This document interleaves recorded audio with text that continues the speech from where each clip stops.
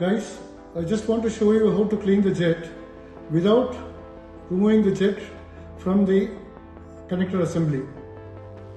So there are incidents where you have some yellow flame, orange flame, or the flame is not clear. So in that cases we need to clean the jet. So I'll show you a easy method how to clean the jet without removing it from the connector or the cock being removed.